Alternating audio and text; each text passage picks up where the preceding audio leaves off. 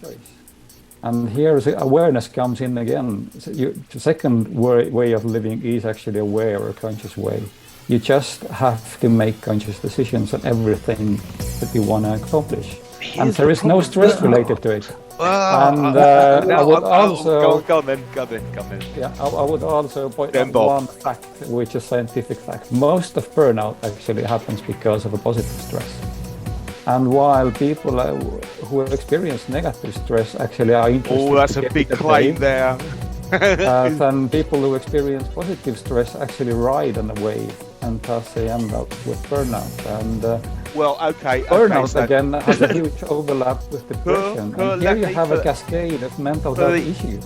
For the better or worse, I am supposedly in charge of this conversation. I can't let that go unchallenged. Excuse me. So, how many percent did you say? 90% of burnout is because of positive stress. Most of a burnout. I didn't say a percentage, but it's way above 80% of stress that becomes from Chris, positive does that stress. resonate with you? I think the problem lies in how we respond to stress to a point like CR was saying. So everybody has stress in their life. The thing that we have to make sure we do is activate the parasympathetic nervous system every day, because that's our rest and repair. And I think what Kurt, maybe I'm going to just go, I think what you're trying to say is that when people put a spin on stress, so that it's a positive thing, it's good for our bodies, we can ride that wave of stress.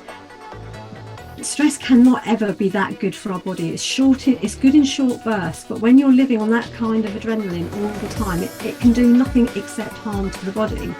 So I think that's what I was trying to say, is that you can't ride positive stress. You've got so much adrenaline and negative chemicals in your body all the time that it will eventually cause burnout. Short bursts of stress can be useful, like when you're public speaking or when you've got to do something that you need to get through. It focuses your body, but again, you've got to make the time afterwards to allow the body to calm back down, go back to a restful state. And so I think what we need to do is move from an idea of stress having to be a motivator to actually learning how we're going to respond when we're triggered with stress.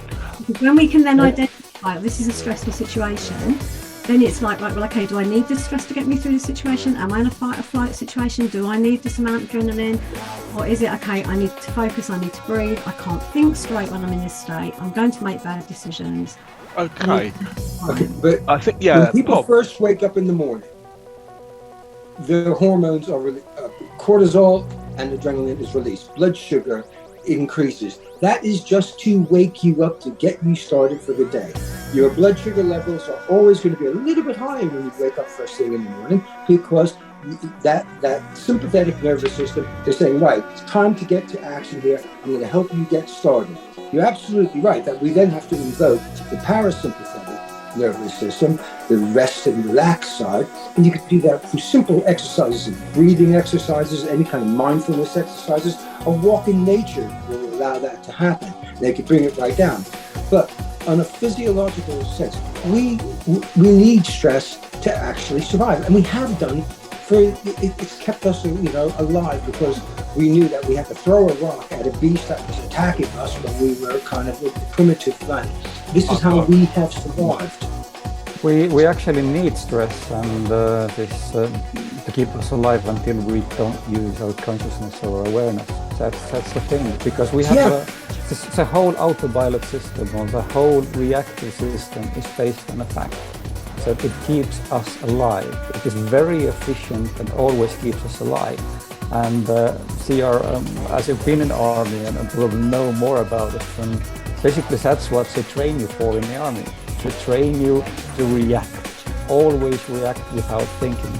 And it's totally automatic. There is no room for individual thinking, no room for individuality, no room for consciousness.